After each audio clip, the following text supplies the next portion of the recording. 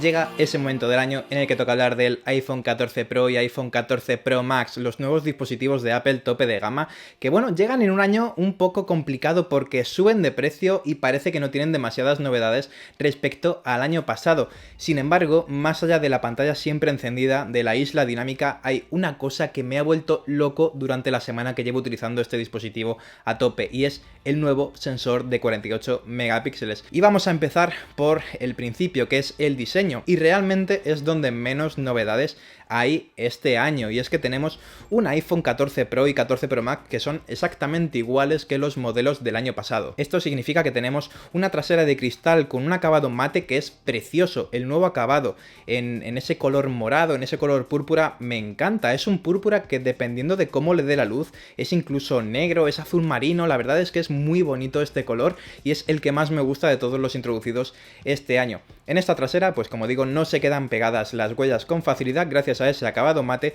y en los laterales ahí sí tenemos unas huellas que se quedan más marcadas porque son de acero inoxidable con un acabado pulido que, bueno, es bonito, pero prefiero los del iPhone 14 a secas, ya que son de aluminio con una textura bastante chula. En la mano se sienten exactamente iguales que los modelos del año pasado, y algo importante que tienes que saber es que, aunque en Estados Unidos no tienen ranura para la SIM, en otros países, por ejemplo Europa, sí que tenemos esa ranura, así que vas a poder seguir utilizando tu teléfono con tu SIM de siempre sin necesidad de complicarte la vida. Hay algo que sí es distinto a nivel de diseño, es muy poquito, es diferente, pero está ahí, y es que las cámaras sobresalen más. Tenemos unos sensores más grandes en general, excepto en el telefoto, pero bueno, pues las cámaras necesitan que las lentes sobresalgan un poquito más, y esto cuando lo apoyas en una superficie la verdad es que se nota bastante, pero tampoco es un drama, aunque es cierto que el móvil, si le tocas en una mesa, pues va a bailar. Pero bueno, vamos a por la pantalla, y es que aquí tenemos una de las tres joyas de la corona de este modelo Pro y Pro Max, y es que tenemos un panel AMOLED que Apple, bueno, pues dice que es XDR, que se asemeja mucho a la pantalla profesional de edición de vídeo y foto que tienen a la venta, y es en definitiva un panel que se ve súper bien en cualquier condición. Me gusta mucho la calibración de color, sigue teniendo True Tone, que funciona genial. Por si no sabes lo que es True Tone, básicamente es una tecnología que cambia el balance de color de la pantalla dependiendo de la luz ambiental, y esto sirve para que haya un menos desgaste visual, cosa que funciona súper bien en los iPhone y que la verdad me gusta bastante. Pero bueno, para ver contenido, para consumir contenido, es una pantalla espectacular, y también para editar fotografías. Algo que me gusta muchísimo es que el brillo ha subido un poquito respecto al año pasado. Lo hemos medido, como siempre, tenemos una media de más de 200-100 luxes, que es una medida un poco distinta a los nits, pero es una de las más altas, uno de los brillos más altos que tenemos en cualquier teléfono. ¿Qué significa esto? Que en exteriores, para hacer fotos, para ver vídeos, para lo que quieras, se ve espectacular. En este modelo Pro seguimos teniendo una pantalla LTPO que va hasta los 120 Hz, esto ya lo tuvimos el año pasado, y bueno, si vienes de un iPhone anterior ya sabrás que es una pantalla súper fluida para cualquier tipo de contenido, tanto para juegos como para simplemente hacer scroll. Las animaciones van perfectas tanto a ese panel LTPO como a iOS 16. Y hablando de animaciones, creo que tenemos que entrar ya a una cosita que es una de las cosas que más ha llamado la atención y que menos he utilizado al final en el día a día, y es la Dynamic Island. Bueno, ya sabes que Apple ha cambiado el notch por esta isla dinámica, esta píldora. Te gustará más o menos, pero a nivel de funcionamiento, a nivel de cohesión entre hardware y software, es una absoluta pasada. Ya sabes cómo funciona, te lo conté en las primeras impresiones. Cuando vamos dejando aplicaciones en segundo plano, como por ejemplo Apple Music, el temporizador, la aplicación de mapas, ese tipo de cositas, pues se van añadiendo a la Dynamic Island. De momento solo tenemos dos aplicaciones. Por ejemplo, si tenemos el temporizador y mapas, pues el temporizador se va a separar y mapas se queda en esa isla dinámica. Si tenemos un disco de música y el temporizador, lo mismo. Da igual cómo lo utilices, simplemente vas a tener dos aplicaciones. Si tocas una pulsación larga, se va a desplegar esa Dynamic Island para mostrar algo de información, y si das una pulsación, pues simplemente cambias a esa aplicación a pantalla completa, como si vinieras del segundo plano. Tengo muchas ganas de ver cómo funciona con aplicaciones de terceros, ya que de momento solo Apple le ha sacado partido. Por ejemplo, cuando nos llaman, pues esa isla se expande. Cuando por ejemplo queda poca batería o lo ponemos a cambiar, lo mismo, se hace más ancho para mostrarnos el porcentaje y lo que queda de batería. O sea, de momento solo aparece en ese tipo de aplicaciones. Face ID lo que hace es pintar un recuadrito o un cuadrado en esa isla dinámica para mostrar el simbolito de que, bueno, pues se ha desbloqueado con nuestra cara, tanto el teléfono como la aplicación para pagar, y pues funciona bien, es bonita, pero de momento las aplicaciones de terceros no le han sacado partido. Simplemente tenemos Apollo, que es una especie de lector para Reddit, que pone una especie de animalito en esa píldora y bueno, simplemente es estético, no sirve para nada. Algo que tengo que decir es que no he manchado la cámara, porque al final cuando tenemos dos aplicaciones o incluso una, el icono está a ambos lados de la cámara, nunca está muy cerca de la cámara, por tanto, instintivamente el ojo y el dedo se van a pulsar el icono, nunca van a ir a poner el dedazo encima de la cámara. ¿Que te puede pasar? Sí, te puede pasar, pero a mí ya te digo que no me ha pasado porque automáticamente voy donde está el icono. Y otra de las novedades en pantalla es la pantalla siempre encendida. Apple ha hecho una pantalla siempre encendida que llevaba años y años en Android y lo ha hecho como siempre, bueno, pues a su manera. Es una pantalla que básicamente, para que me entiendas, es la pantalla de bloqueo con una reducción al mínimo de brillo y con un reloj que sobresale un poquito sobre el fondo de pantalla. También vas a tener los widgets que tengas en la pantalla de bloqueo de iOS 16 perfectamente integrados en esta pantalla Always on Display. Pero creo que no tiene mucha privacidad, gasta un poquito de batería más de la cuenta y me gustan más las aproximaciones de esta pantalla siempre encendida de fabricantes como Google es la que más me gusta, Motorola o por ejemplo Samsung, que es un poquito más minimalista, pero bueno, al final es lo que me gusta a mí. Esto ya te digo, es totalmente subjetivo, algo que está muy bien y esto lo reconozco a Apple, es que cuando ponemos el móvil boca abajo, la pantalla se apaga, también cuando ponemos el móvil en el bolsillo, es decir, no siempre está esa pantalla siempre encendida funcionando al máximo de brillo que tiene configurado Apple para este modo. Pero bueno, básicamente es lo que te digo, es la pantalla de bloqueo pero con brillo mínimo. No hay opciones de configuración y simplemente en la parte de configuración de la pantalla tienes un slide que te permite activar o desactivar la pantalla siempre encendida, nada más. Y para terminar con el consumo de multimedia tenemos dos altavoces, es un móvil con estéreo, se escucha súper bien, siempre me gusta decir esto, me puedo ir a la ducha perfectamente a pegarme una ducha, a poner la música al 80-90% de volumen y que se escuche sin distorsión y sin ningún tipo de problema. Es un móvil que suena bastante alto, no está al nivel de móviles como el Xperia 1 4 que tenía dos altavoces bastante grandes encima en la parte frontal, pero es un móvil que suena muy bien tanto para juegos como para ver vídeos. Y hablando de juegos, vamos con el segundo pilar. El primero era la pantalla, recuerda, vamos con el segundo pilar, que es el A16. Es el nuevo SoC del iPhone 14 Pro y 14 Pro Max. Y realmente no tengo mucho que contarte, en benchmarks es una auténtica bestia, en eficiencia energética se porta súper bien, en el iPhone Pro Max es una barbaridad lo que conseguimos porque llegamos a los 2 días de uso incluso, con un uso que no está nada mal, y es un chip que creo que es el más potente y más eficiente de la actualidad en cualquier tipo de móviles, no solo iPhone, ¿vale? Ya lo hicieron muy bien con el A15, que es el que monta el iPhone 14, ya hablaremos en otro vídeo, en el análisis del iPhone 14 de esto, pero es un chip que rinde súper bien y hace muy buenas migas, evidentemente, con el software que es iOS 16. Ya sabes todo lo que tienes que saber sobre iOS 16, te dejamos un vídeo en su día y demás, es el sistema operativo al final el único que tienes para Apple y está muy optimizado para este SoC. Vas a poder con cualquier tipo de juegos, vas a poder con cualquier tipo de aplicación. Algo que me ha flipado es que hay aplicaciones que me gustan un montón porque yo no soy arquitecto ni nada de esto, pero me gusta mucho escanear cosas con el LiDAR. Alguna de esas aplicaciones ya se ha actualizado y con el LiDAR, pues bueno, vas escaneando objetos, vas escaneando habitaciones, no hay ningún tipo de retardo entre lo que tú estás viendo con tus ojos y lo que la cámara está captando, lo que el LiDAR está captando y el procesador está procesando para mostrar el modelo 3D en tiempo real prácticamente en tu móvil. El A16 es una auténtica barbaridad. Y la eficiencia energética pues también está súper bien. En el iPhone 14 Pro tengo una autonomía de un día con un uso bastante intensivo y en el Pro Max con un uso muy intensivo, haciendo muchas fotos en RAW, que ahora te hablaré de esto, tengo para un día y medio sin problemas. Si no hago mucho vídeo 4K, si no estoy jugando a Genshin Impact o a Diablo Immortal, sobre todo, que es el juego que más me gusta, el móvil me dura 2 días, el Pro Max. Es una absoluta barbaridad. Tiene MagSafe, así que te puedes ir perfectamente de fin de semana con una batería MagSafe como la de Anker. No te recomiendo para nada que compres la batería de Apple, tienes un análisis también de la de Anker y la de Apple en la descripción, y es un móvil que te da mucha tranquilidad a nivel de batería, así que en esto está súper bien. El problema, el del año pasado y el del anterior y el del anterior y el del anterior, es la carga, es una carga lentísima. no entiendo cómo un teléfono de 1.309 euros tiene una carga tan lenta. Con el cargador de 27 vatios del MacBook Air M1 tenemos una carga completa de 2 horas y cuarto para el Pro Max y de 90 minutos para el Pro a secas. Es muchísimo tiempo. 1 hora y media o 2 horas y cuarto es muchísimo tiempo de carga para teléfonos de este rango de precio. Pero bueno, vamos al tercer pilar de este iPhone 14 Pro y Pro Max, que es la cámara. Tenemos un gran angular que tiene un sensor un poco más luminoso, tenemos un telefoto que es exactamente el mismo del año pasado, pero tenemos 48 megapíxeles en un nuevo sensor para el sensor principal.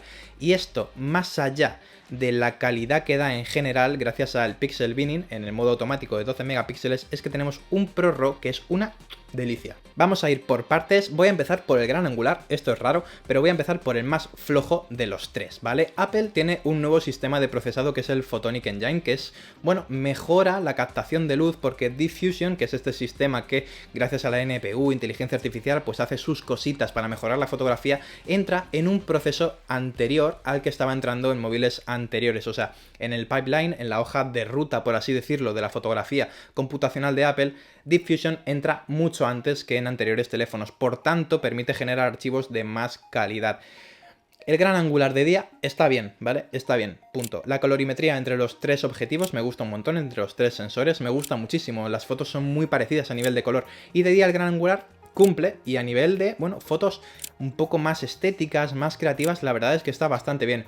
En cuanto cae la luz, ha mejorado, cierto, respecto al año pasado y al anterior, pero está muy lejos de móviles como el Oppo X5 Pro. No es un gran angular, en mi opinión, digno de un teléfono de 1.309 euros. Luego tenemos el telefoto, que el telefoto, siendo exactamente el mismo sensor, las mismas lentes y el mismo 3x, con ayuda de un estabilizador óptico, mejora respecto al del año pasado, y es una gran noticia porque sobre todo de noche se nota muchísimo que ese procesado es mejor porque tenemos más cantidad de detalle. Las texturas son mejores, tenemos algo menos de ruido y la verdad es que las fotos me gustan bastante con este 3X.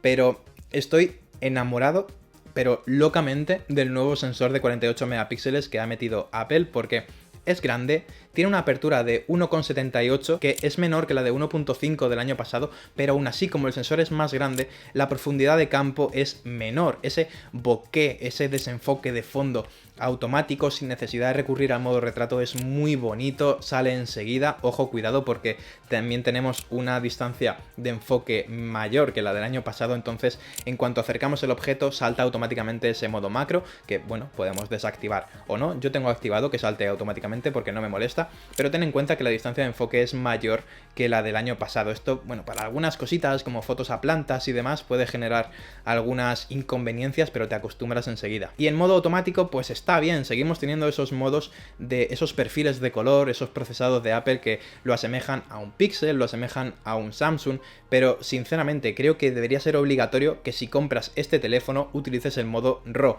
Aunque entiendo que no es para todo el mundo. Para empezar, el modo RAW no está activado por defecto, tienes que ir al botoncito de la parte superior derecha del modo cámara para darle a RAW y que, bueno, pues que te aparezcan las fotos en modo RAW. Solo de este modo vas a tirar a 48 megapíxeles utilizando la resolución completa.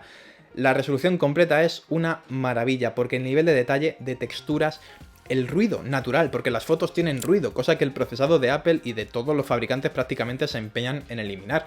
Las fotos tienen ruido y el ruido que hay en el RAW de Apple es súper placentero. Sé que es fliparse a lo mejor un poco, ¿vale? Pero se asemeja muchísimo a lo que conseguimos con cámaras mirrorless. Es una auténtica pasada lo que hace este iPhone con fotografía. Pero además de que no es para todo el mundo en el sentido de pues que tenemos que activar el botoncito, también, bueno, hay un par de inconvenientes. El primero es que cuando tú le das al botón de disparar, cuando estás en modo RAW, el archivo es tan pesado que tarda un poquito en hacer la foto. Entonces, si quieres hacer dos fotos muy seguidas a alguien que pasa con la bici, te parece súper estético, el fondo es bonito, y quieres hacer varias fotos seguidas, te lo vas a perder. Esto es así. Luego, si quieres hacerle fotos a bebés, a animales, cuando tú pulsas el obturador, tarda un pelín más de la cuenta en hacer la fotografía, entonces seguramente esa pose única que estabas viendo y que querías capturar también te la vas a perder. Y además, el peso de la fotografía. Hay fotos que pesan 100 megas, es decir, con 10 fotos tienes 1 giga de almacenamiento consumido. Si te compras el iPhone Pro o el Pro Max con menor capacidad y eres de los que quieres hacer muchísimas fotos o muchísimo vídeo, te vas a quedar corto, pero en un día que salgas a crear contenido. Yo iría a por una versión intermedia o ya tirarla por la de 512 o 1 tera. Estos son los grandes inconvenientes de este modo RAW. Pero bueno, es que la foto que sacas, aparte de por esa textura, ese grano natural, ese ruido que tiene que estar presente en la fotografía, es alucinante a nivel de la flexibilidad que te permite, ¿vale? Puedes hacer una foto súper oscura y recuperarla súper bien sin tener zonas que están a lo mejor con mucho ruido artificial porque has subido mucho la iluminación en las sombras, o por ejemplo puedes bajar mucho las altas luces sin que eso estropee la imagen, sin que empiecen a aparecer artefactos. Si te gusta la fotografía, es un teléfono impecable. Creo que hay muy pocos, por no decirte que solo el Pixel, con ese modo RAW también que tiene, que es bastante bueno, solo el Pixel planta cara a este iPhone 14 Pro. Y en vídeo sí que creo que no hay ningún teléfono que le plante cara. Ya estás viendo aquí el modo cine a 4K que ha mejorado, porque aparte de subir la resolución, también tenemos 24 FPS o 30 FPS. Yo estoy grabando en 24 FPS. Creo que a lo mejor va a haber inconveniencias con lo que estoy grabando en la cámara, porque tanto el sonido principal como la cámara es a 25 FPS. Es poquito, pero puede notarse.